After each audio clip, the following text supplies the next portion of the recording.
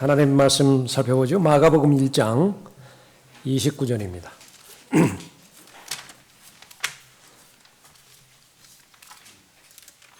마가복음 1장 29절입니다.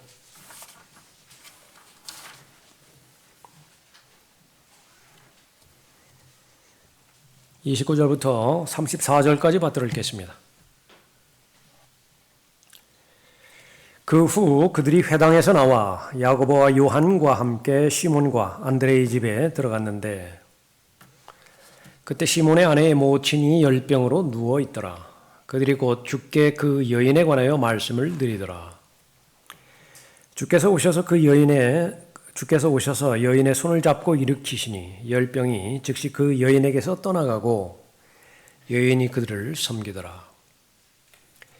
저녁이 되어 해가 기우니 그들이 병든 자들과 마귀들에게 사로잡힌 자들을 모두 주께 데리고 오더라. 또 온 성읍이 문 앞에 함께 모였더라. 그때 주께서 갖가지 병으로 앓고 있는 많은 사람을 고쳐주시고 많은 마귀들을 쫓아내시니라. 그러나 그 마귀들로 말하는 것을 허락지 아니하시니 이는 그들이 주를 알고 있기 때문이더라. 네, 기도하겠습니다. 아버지 하나님, 오후에도 변함없이 가장 아름다운 예배로 모이게 해주시고 영과 진리로 드려지는 예배를 기뻐 받아들여 주심을 감사드립니다. 주신 은사대로, 주신 마음의 열정대로 최선을 다해서 섬기고 있는 손길들을 오늘도 변함없이 받아주시고 또 기억하여 주시고 그 수고에 격려해 주시고 또 보상해 주시기를 간구를 드립니다. 주님과 동행하는 것이 특권이듯이 주님의 일에 참여하고 주님의 일을 받들어 섬기는 것이 또 저희들에게 있어서는 가장 큰 특권입니다. 끝까지 쓰임받는 하나님의 종들로 삼아주셔서 어떤 환경과 여건에 있어서든지 늘 주님과 동행하는 그 일들이, 주님을 섬기는 그 일이 방해받지 않도록 잘 돌봐주시기를 간구를 드립니다. 오늘 그렇게 처음으로 참여한 우리 김영선 자매입니다. 예배에 참여케 해주셔서 함께 경배대로 주님 앞에 경배를 드리는데, 저희들 구체적인 일상은 잘 모르지만 그 모든 과정들을 통해서 또 하나님께 선하신 손길로 역사하여 주심을 저희들이 듣고 있습니다. 모든 기도에 응답하여 주시고 무엇보다도 복음과 구령을 증거하는 그 열정을 기뻐 받아들여 주셔서 많은 열매 거둘 수 있도록 인도해 주시길 간구를 드립니다. 김금수 형제님의 처한 상황과 여건도 주님께서 잘 알고 계십니다. 그럴수록 더욱더 전지하시고 또 전능하신 하나님께 의탁하며 베풀어 주신 하나님의 은혜에 감사를 드리며 동시에 믿음으로 자신의 모든 필요들을 간구하는 귀한 기도의 사람이 되어질 수 있도록 인도해 주시길 간구를 드립니다. 우리 손윤덕 자매님의 마음도 주님의 위로와 격려로 잘 무장시켜 주시고 또 앞으로 일어날 모든 일들에 대해서도 또 하나님의 도움의 손길 가운데서 잘 진행해 나갈 수 있도록 역사해 주시길 간구를 드립니다. 오후에도 선포되는 말씀을 통해서 저희들에게 힘을 주시고 더 예수 그리스도를 더 잘 배울 수 있도록 그의 역사해 주시길 간구를 드립니다. 저희들 모두의 마음을 주님으로 충만하게 채워주십시오. 악의 세력이 이 시간 공격하지 못하도록 보호해 주십시오.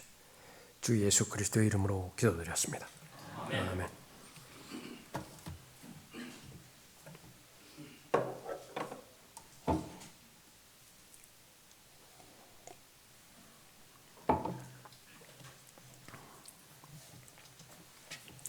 삶의 필요를 채우시는 종의 능력이라고 하는 제목으로 말씀드리겠습니다.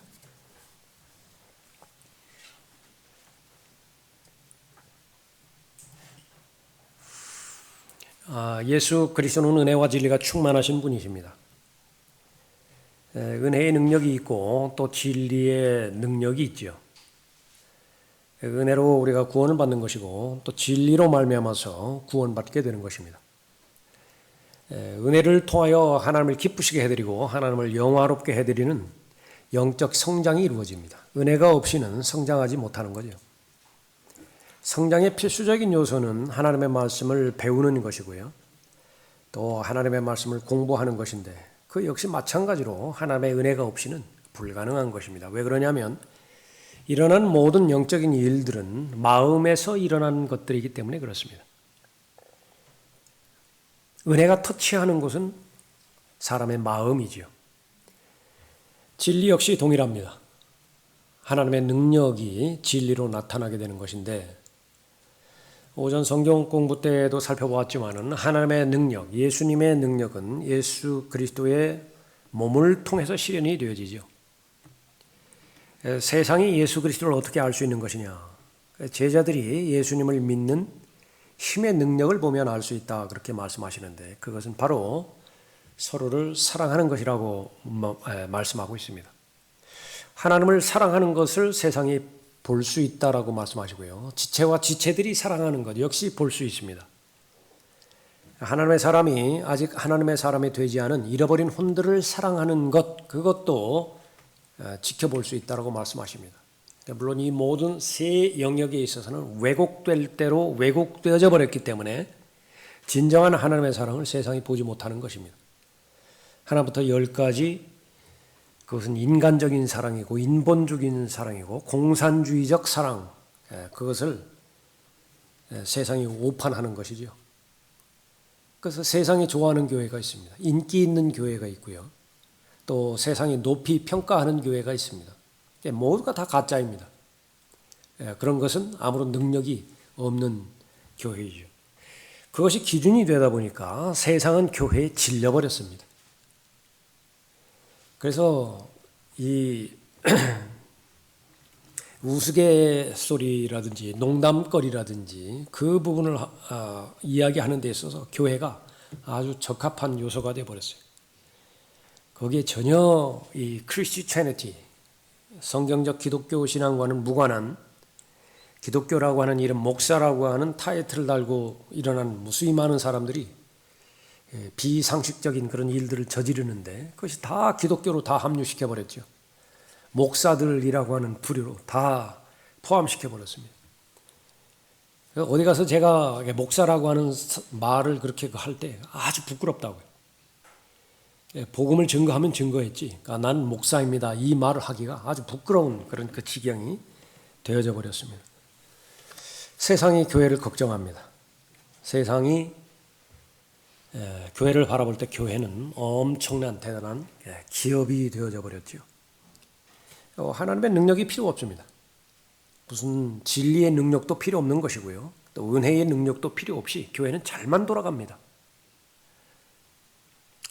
그러나 분명히 우리가 알 때에 교회가 교회다울 때 하나님의 능력이 그 교회를 통해서 표출되는 것이고요. 그렇게 된다고 한다면 하나님의 능력인 구원의 역사가 일어나는 것이고 또 죄를 죽이고 자기를 부인하고 십자가를 지고 예수 그리스도를 따를 수 있는 능력, 성령의 능력을 부여받아서 성령의 열매를 잘 맺어가는 것이죠. 교회가 가장 필요로 하는 것은 무엇이냐? 한층 더 높은 교회 건물이냐? 더 여름이면 여름, 겨울이면 겨울대로 더 효율적인 시설이냐? 잘 다듬어진 파워포인트 특강이냐?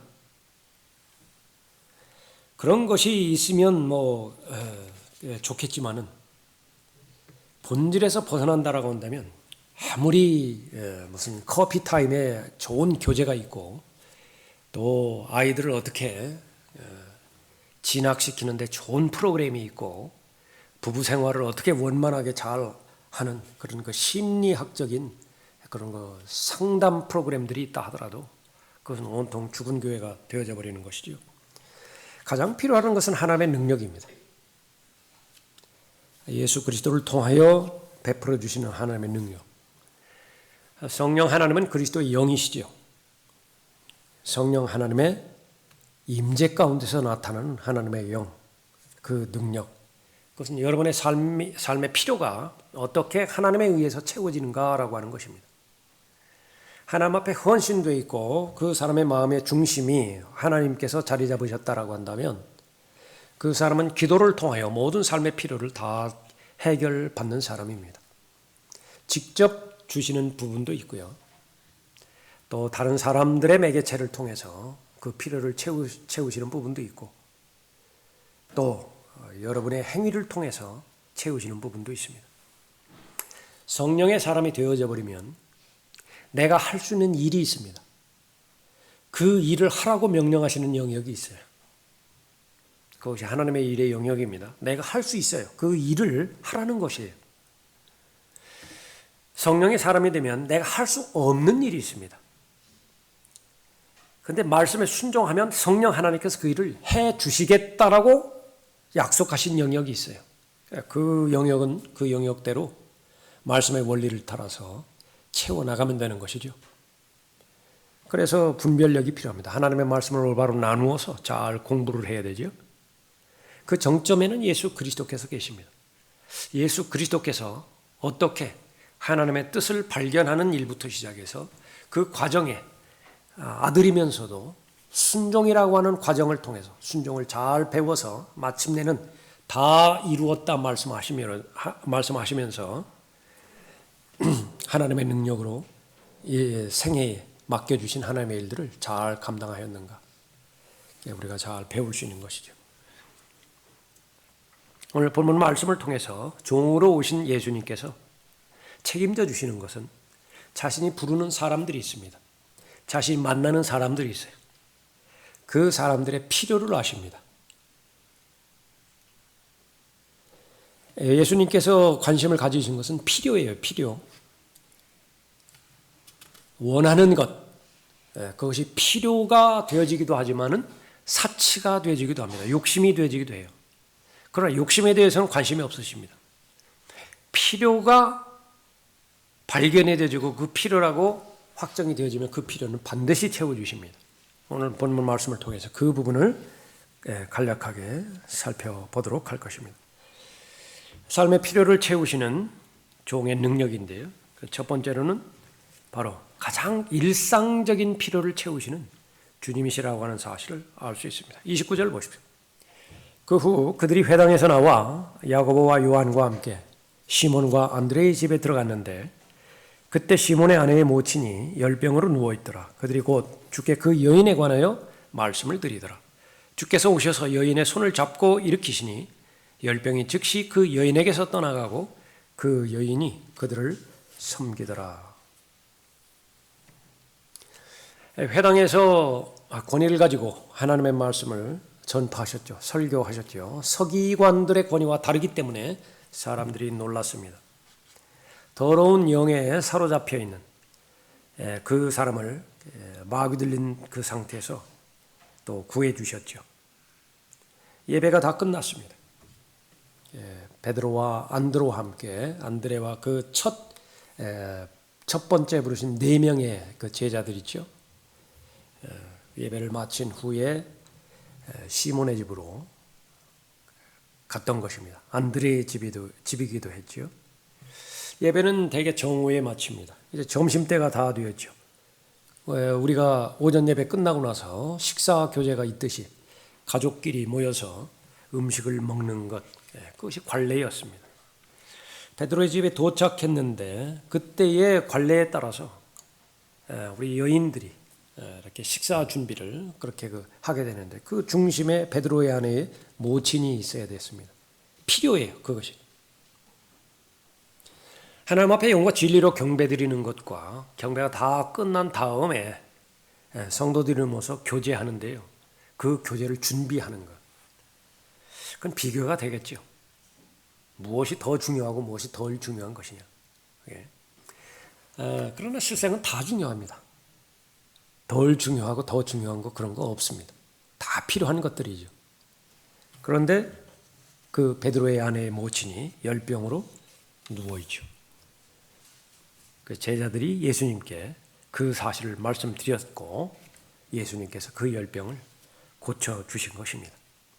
아무리 작은 필요라 하더라도 아무리 그게 작아 보인다 하더라도 예수 그리스도를 배워가고 예수 그리스도와 동행하고 맡겨주신 예수 그리스도 일들을 감당하는 데 있어서 필요한 것들은요.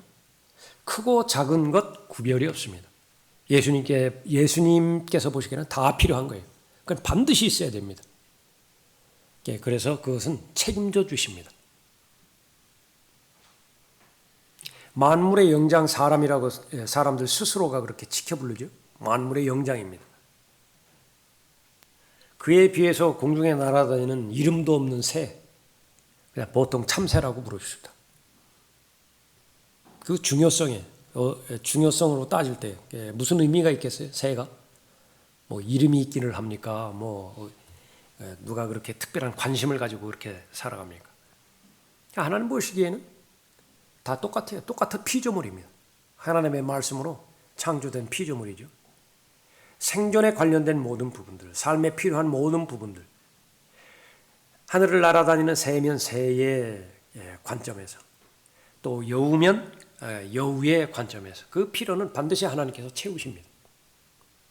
구원받은 사람이면 구원받은 사람대로, 구원받지 못한 사람은 마찬가지예요. 구원받지 못한 사람은 구원받지 못한 사람이라 하더라도 먹고 살 수 있도록 하나님께서 보호해 주시는 것입니다. 사람에게는 천직이라고 하는 것이 있다고 그러죠. 태어날 때 자신의 적성이 있습니다. 좋아하는 일들이 있고요. 잘하는 영역이 있어요.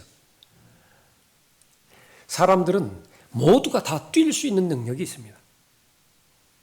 그런데 문제는 사람 스스로가 방향을 정해놓고 그 고정된 방향을 향해서 일시에 다 달리라는 것이에요. 그러니까 1등짜리도 있고 10등짜리도 있고 598등짜리도 있는 거예요. 그래, 그 기준이 없어요. 하나님 보시기에는. 각자 다 달리라는 거예요. 사방으로 다 달리죠. 사방으로. 다 1등이에요. 다 1등. 교육이 망쳐놓는 것이고요. 사회 구조가 다 망쳐놓는 것입니다. 그러니까 왜 그런 것이죠? 하나님을 떠났기 때문에 그래요. 하나님 중심이 되어지면 모두가 다 창조주 하나님으로부터 창조된 피조물로서의 그 자격을 가지고 존엄을 가지고 살아가면 될 텐데 죄가 들어오고 또 사람들의 악한 본성으로 인해서 하나님으로부터 멀리 떠나려고 했을 때 그렇기 때문에 필요를 넘어서서 욕심으로 가득 차버린 거죠. 그러니까 스스로 망해버리는 것입니다. 무슨 뭐 기후 대책 문제, 무슨 뭐 전쟁 문제, 뭐 기아 문제 다 욕심 때문이죠. 더 많이 가지고 더 많이 쌓아놓으려고 하고 더 많은 권력을 거머쥐려고 하고 그렇기 때문에 다 문제가 되어지는 것이죠. 그러나 하나님의 관점에서 보면 새들의 필요도 있고요. 여우의 필요도 있고 물고기 한 마리 한 마리도 다 아는 거예요. 그러니까 저 물고기를 잡으면 그 입을 아가리를 벌리면 거기에 동전 하나 있다고요. 거기까지 다 세심하게 아시는 분이십니다. 오늘 본문에 말씀해 보니까 베드로에게 아내가 있었죠. 아내가 있었습니다. 그래서 이 카톨릭에서 말하는 첫 번째 교황, 베드로를 첫 번째 교황이라고 그러는데 그 첫 번째 교황의 본을 따르지 않아요.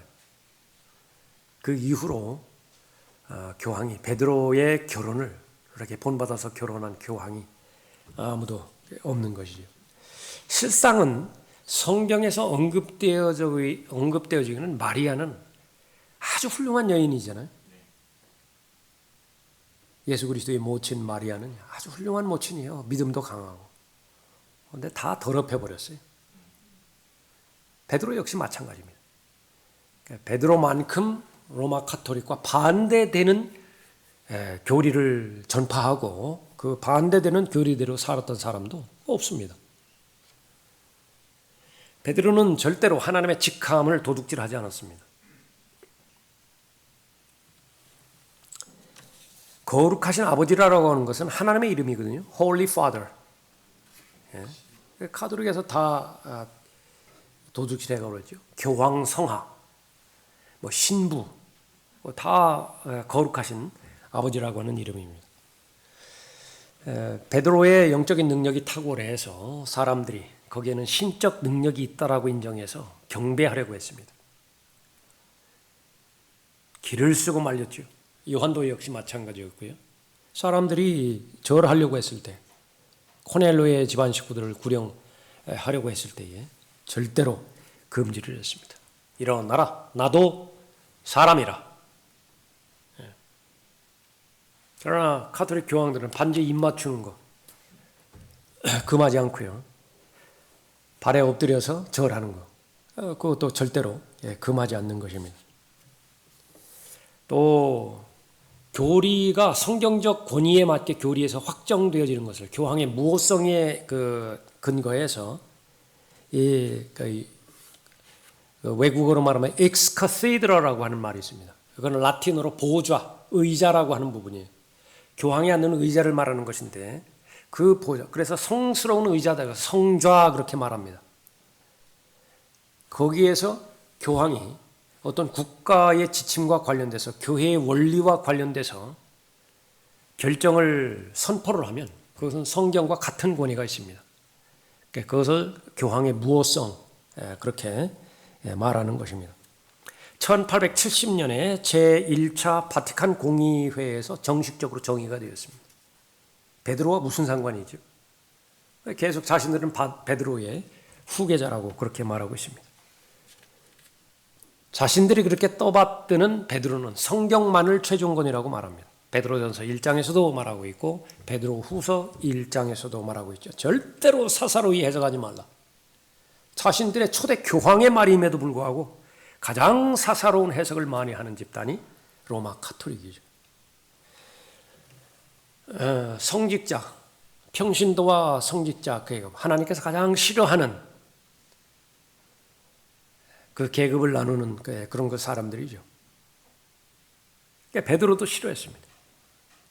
구원받은 모든 사람들은 다 성도라고 말하였고 구원받은 모든 사람들은 다 동등한 제사장이라고 말했어요. 그렇게 가르쳤습니다. 베드로는. 그런 베드로예요. 베드로의 아내의 모친이 열병에 걸렸는데 그래서 아무 일도 하지 못하게 그렇게 돼버렸죠.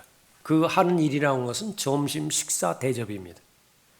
하찮은 일일 수도 있지만은 그러나 제자들이 예수님께 그 사실을 말씀을 드렸고 그것을 거부하지 않았습니다.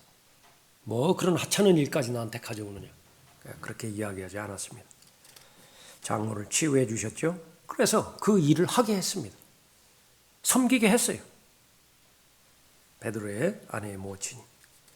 그래서 즉시로 일어났던 것이죠. 31절 다시 보십시오. 주께서 오셔서 여인의 손을 잡고 일으키시니 열병이 즉시 그 여인에게서 떠나가고 그 여인이 그들을 섬기더라.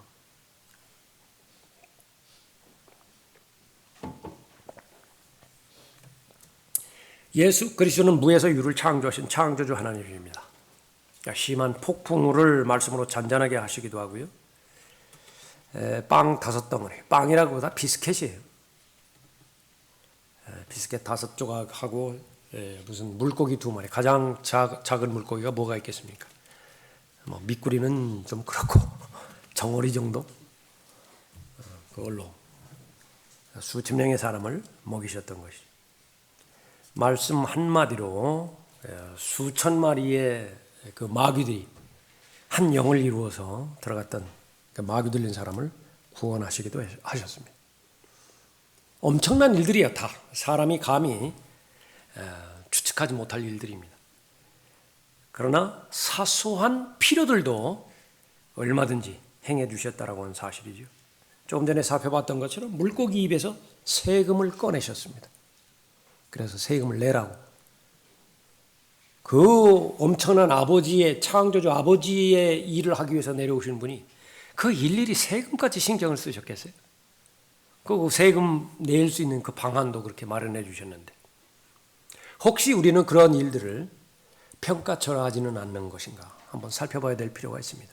나름대로 자신의 기준대로 기준을 세워서 그 이상의 것은 가치 있고 중요한 것에 의미를 두지만은 그 이하의 것은 하찮은 일이어서 그래서 기도조차도 할 필요가 없이 감사드릴 필요조차도 없이 그건 너무나 당연한 것이고 너무나 일상적인 일이다. 그렇게 하는 일들은 없는 것인가. 그러나 가장 낮은 자세에서 바라보는 사람이 종의 시각을 가진 사람이죠. 예수님께서 종으로 오셨습니다. 우리 역시 마찬가지로 종의 신분으로서 들림받아 올라갈 그때까지 맡겨준 일을 잘 감당해 봐야 되죠. 우리가 하는 거의 대부분의 일은 사람에 관한 일들입니다. 다른 사람의 입장에서 한 번 더 생각해 보고 내 관점에서의 내 중심에서의 필요가 아니라 그 사람의 입장에서의 필요 그것을 살펴봐야 되는 것입니다. 나는 지금 구령하고 있습니다. 나는 지금 거리 선교를 하고 있습니다. 나는 사람들 앞에서 하나님의 말씀을 대변하는데 어떠한 어려움도 없습니다. 그렇기 때문에 사람들에게 호통을 칠 수 있어요. 왜 그렇게 담대하지 못하느냐고. 왜 그렇게 예수 그리스도를 부끄러워하느냐고. 그럼 하나 생각해 보시겠습니까? 자신의 기질이, 자신의 성품이 사람들 앞에서 나서는 것이 얼마나 힘든 일인지. 라카말 목사님의 에피소드 가운데 하나예요. 식료품 사러 식료품점에 가지 못하는 사람도 있어요. 그 복음하고 아무 상관이 없어요. 예수 그리스도를 증거하는 것과도 아무 상관이 없습니다. 그 자신이 먹고 사는데 식료품을 사러 식료품점에 가는데 그 사람 만나기가 힘들어요. 요즘 제가 이해합니다. 누구든지 성령으로 충만해 있지 않으면요, 말씀 중심이 서 있지 않으면은 누구든지 그러한 성향들을 다 가지고 있죠. 얼마나 심하냐, 얼마나 그 부분들이 분량이 많으냐, 그 차이뿐이에요. 어떻게 해야 되겠습니까? 우선적으로 기도해 줘야 돼요. 기도해 주고 말씀으로 격려를 해 주고 말씀으로 도전을 해 줘야 되고요.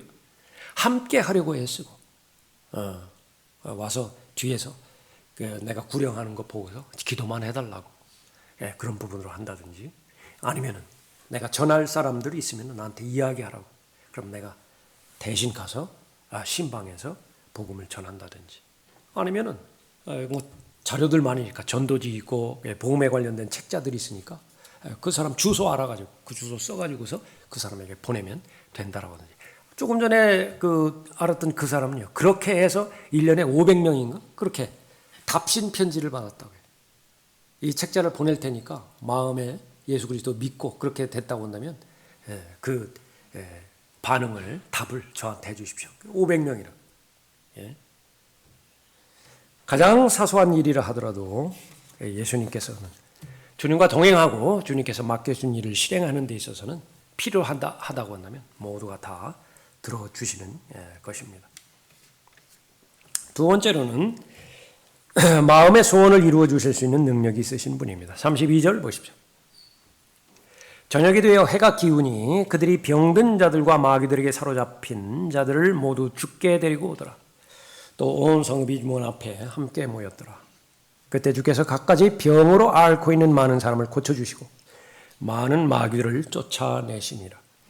그러나 그 마귀들로 말하는 것을 허락지 아니하시니 이는 그들이 주를 알고 있기 때문이더라. 질병을 치유하실 수 있는 능력이지요. 질병을 앓고 있는 사람의 마음의 소원, 병이 낫는 거예요. 부도 직전에 있는 회사를 책임지고 있는 사람, 그 마음의 소원은요, 그 문제가 해결되는 것입니다. 각자마다 최소한 한 가지 이상의 소원이 있어요. 한 가지 이상의 소원이 있습니다. 그것이 무엇이었든지 간에 예수님께 알려진다라고 한다면 예수님께서는 그 부분을 다 들어주시는 것입니다. 해가 지기를 사람들이 기다렸습니다. 안식일이 끝나야 되기 때문에 그렇죠. 안식일은 금요일 해질 때부터 토요일 해질 때까지요. 저녁 6시까지입니다. 이제 해가 기울죠. 이제 안식일이 다 끝나갑니다. 안식일이 끝나자 사람들이 예수님께 모여들었는데 몇 명만 모인 것이 아니라 다 모여요. 다 모인다고. 해밍웨이인가요? 그 사람이 쓴 그 글 가운데서 하나 나타나는데, 자기 아들을 찾는 그 광고를 신문에다가 그렇게 냈습니다. 자기 애들 아무개요. 아버지가 다 용서한다. 과거에 있었던 것은 없다. 그러니까 몇 날 몇 시 그 광장 그 앞으로 다 오라. 그래서 그 사람 이름을 했는데 100명이 넘는 사람이 왔대요. 그렇게 아버지와의 관계가 뒤틀어지고 고립돼서 살아가는 사람들이 수도 없이 많다라고 하는 부분이죠. 그러니까 마음의 소원을 가지고 살아가는 사람들, 다른 사람한테는 차마 표현하지 못했을 뿐이지 마음에 짐을 안고 살아가는 사람들, 예수님의 능력을 알았습니다. 예수님의 권위 있는 선포, 그것도 퍼져나가는데 시간이 그렇게 많이 걸리지 않죠. 카퍼나움 회당에서 일어났던 일이기 때문에 그리 많이 걸리지 않습니다. 또 더러운 영에 걸린 마귀 들린 그 사람을 구원해 주셨죠. 그것도 삽시간에 퍼져나갔던 것입니다. 또 베드로의 아내의 모친의 열병도 고쳐주셨습니다. 그것도 계속해서 나왔죠. 여기 그 마지막 부분에 있는 부분이지만 이건 다음번에 다룰 부분이지만은 마귀 들린 자를 고쳐주셨어요. 그래서 아무한테도 이야기하지 말라고 그랬다고요. 절대로 이야기하지 말라고. 이것은 예수님의 때에 관련된 부분과 관련이 있습니다. 결과는 어떻게 됐죠? 실패했어요. 말을 안 해야 되는데 참지를 못하는 거예요. 참지를 못해. 그것이 나에게 베풀어 주신 하나님의 은혜를 내가 말하는 것이죠. 삽시간에 다 퍼져나갔습니다. 자신과 관련 없는 사람이다. 나는 예수 그리스도와 관심이 없는 사람이다. 그러면 찾아볼 수가 없는 거예요. 다만 자신이 의로운 사람이다. 의인이다. 그러면 예수님과 상관이 없어요. 다만 자신이 건강한 사람이다. 예수님과 상관없어요. 그런데 그런 사람이 있나요?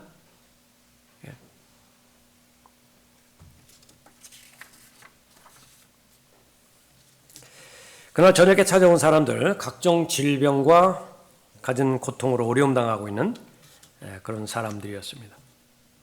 병에 걸린 사람들도 있었고 마귀 들린 사람도 있었습니다. 한결같은 공통점은 노력을 많이 해봤지만은 불가능한 사람이었죠. 여기는 빈부격차도 없습니다.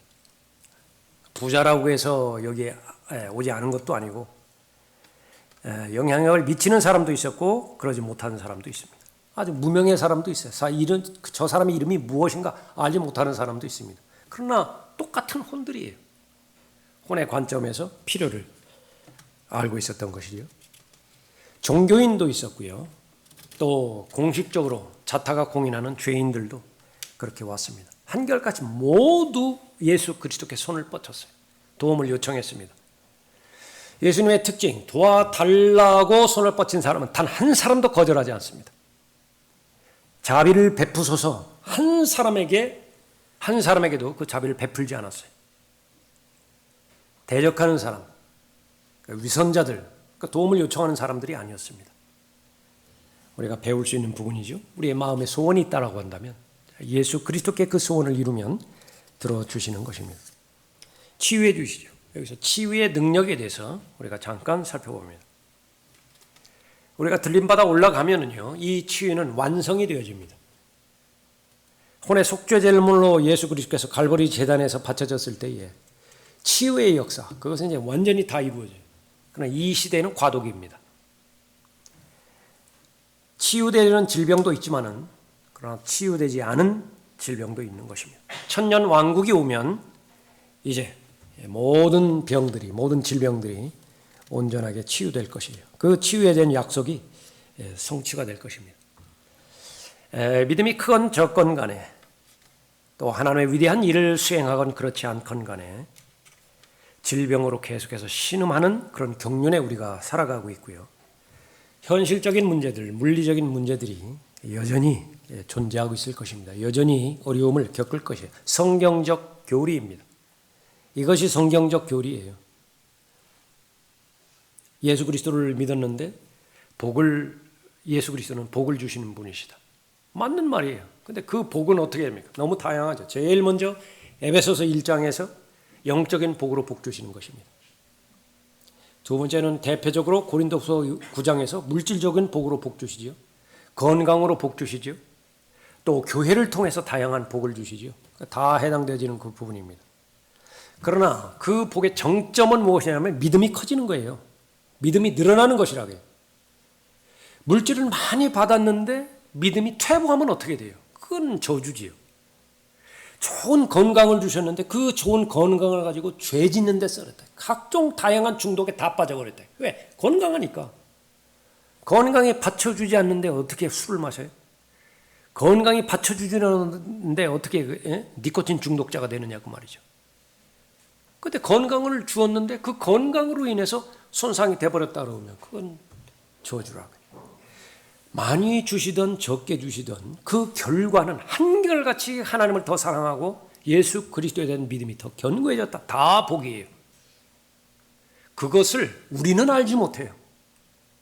예수 그리스도를 가장 잘 알고 가장 신실하게 잘 따랐다라고 하는 바울조차도 자신의 병이 치유됐을 때에 그 병에 대해 어떻게 반응할 것인지에 대해서 하나님과 반대되는 생각을 가지고 있어요. 그 하나님께서 바울을 아끼시기 때문에 그것을 바로잡아 주신 것이죠. 그러니까 그것이 중요한 것입니다. 에파프로디도 병들어서 앓게 됐는데 죽음 직전까지 갔던 사람입니다. 또한 나는 에파프로디도를 너희에게 보내는 것이 필요하다고 생각하여노라. 그는 나의 형제여 동역자이며 전우이고 너희의 사자이며 나의 필요를 공급해주는 일꾼이라. 더 이상 수식어가 필요해? 여러분이 교회 다니는데 이런 수식어를 받고 간다. 여기에 뭐를 더 붙이죠? 이는 그가 너희 모두를 그리워하고 그가 아프다는 것을 너희가 들었으므로 심히 근심하였습니다. 그가 정녕 병들어 죽게 되었으나 왜 병들어 죽게 되었죠? 주님 섬기다.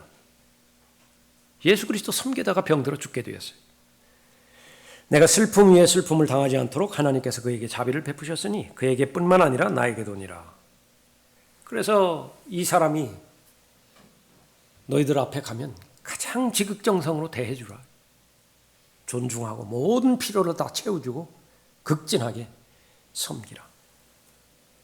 그가 그리스도의 일을 위하여 거의 죽게 되었으나 자기 생명을 돌보지 아니하였으니 이는 나에 대한 너희 섬김의 부족함을 그가 채우려 함이라.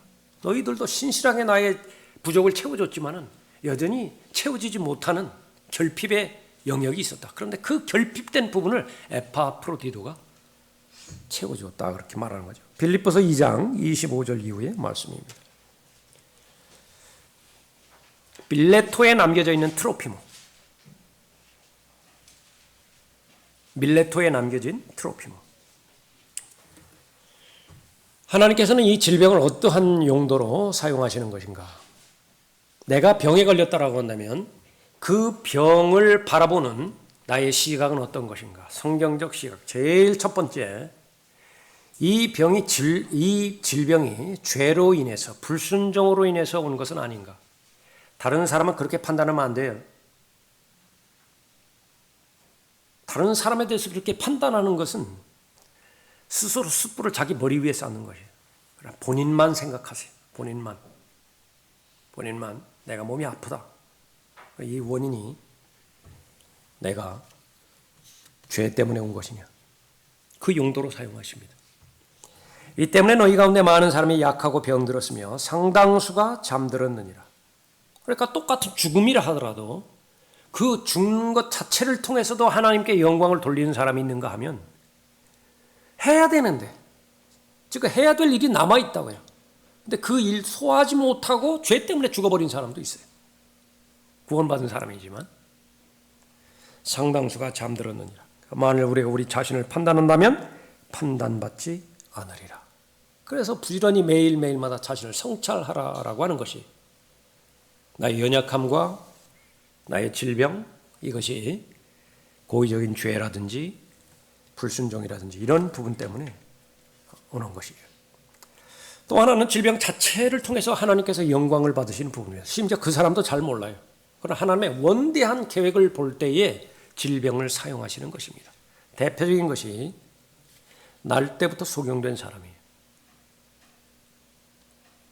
제자들 포함해서 모든 사람은 그것은 죄 때문에 그렇게 됐다고 말했다고요. 그런데 문제는 그 사람 자신의 죄 때문이냐 아니면 그 사람 부모의 죄 때문이냐, 두 가지 가운데 하나라고 여겼거든요. 예수님의 답변입니다. 이 사람이나 그의 부모가 죄를 지은 것이 아니요 오직 그 사람 안에서 하나님의 일들을 나타내고자 함이라. 죄와는 상관없어요. 그 병은, 그 핸디캡은. 이 병은 죽음에 이르는 것이 아니라 하나님의 영광을 위한 것이라. 이는 하나님의 아들이 그 일로 인하여 영광을 받게 하려 함이라. 어떤 사람의 죽음은 하나님의 직접적인 영광과 연결되어지는 죽음도 있습니다. 나사로의 죽음이 그거였어요. 하나님께서는 이 질병과 죽음을 어떻게 사용하시는 것인가? 제대시킬 때 사용합니다. 군 복무 중에서 만기가 이제 다 찼어요. 만기가 됐으면 이제 제대 명령 떨어지죠. 그럴 때 이제 죽음의 관문을 통과해서 셋째 나라로 옮기시는 것입니다. 하나님께서는 치유할 수 있지만은 언제든지 항상 100% 치유하시는 것은 아니다. 신약 교리입니다. 주님의 뜻이라면 치유시켜 주십시오. 본인이 하나님 앞에 기도할 때 주님의 뜻이 제가 낫는 것이라고 한다면 하나님께서 낫게 해 주십시오. 성경적 기도예요. 그러나 주님의 뜻이 낫지 않는 것이라고 해서 하나님께서 나를 사랑하시는 사랑의 정도가 덜하다든지 나를 무관심하게 밀어내시는 것이라든지 절대로 아니에요. 하나님의 사랑에는 절대로 변함이 없습니다. 하나님과 동행하는 데 있어서도 하나님의 사랑이 그대로 표출되는 것이고 하나님께서 매를 들어서 징계하시는 것에도 하나님의 사랑에는 변화가 없어요. 모두가 다 하나님의 사랑의 표현이에요. 병을 낫게 해주시는 것도 하나님의 사랑이고 병을 낫게 해주시지 않는 것도 하나님의 사랑이에요. 다만 병을 낫지 않게 해주셨을 때는 더 큰 믿음이 필요합니다. 더 큰 믿음이 필요하게 해서는 믿음을 담을 수 있는 그릇이 더 필요하겠죠. 그 때가 절호의 기회예요. 믿음이 늘어날 수 있는 절호의 기회라고 말해요. 믿음을 늘려주십시오.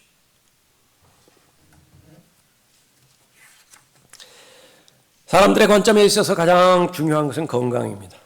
하나님의 관점에서도 그런 건강인가? 그렇지는 않아요. 하나님이 보시기에 가장 중요한 것은 믿음입니다.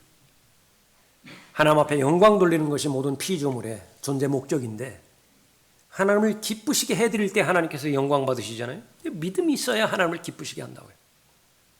그 사람이 믿음이 있는 쪽으로 되어진다고 한다면 하나님께서는 그 직접적인 하나님의 뜻을 직접 실현을 하시는 것입니다. 우리는 잘 모르죠. 그러니까 기도하는 거예요. 이 어려움이 질병이라든지 이 허약함이 죄로 인한 것입니까? 깨우쳐 주십시오. 제가 자백해 드리겠습니다. 무엇이든지 자백하겠습니다. 기다리고 기도하죠. 알려주실 때도 있어요. 자백하면 돼요. 좌로나 우로나 치우칠 때고 있습니까? 다시 조절하면 돼요. 튜닝하면 된다고요. 그것이 끝났어요. 죄와는 상관없어요. 그 이후에 마귀가 죄 때문에 공격하는 모든 고소에 대해서는요, 믿음으로 막아내야 돼요. 그 믿음이 필요합니다. 그 다음에는 이제 기도하는 가운데 성경에서 언급되어지는 원리 가운데 하나는요, 바로 이 약의 도움은 성경적입니다. 의사의 도움은 성경적이에요. 그러니까 고쳐주시는 분은 하나님이세요.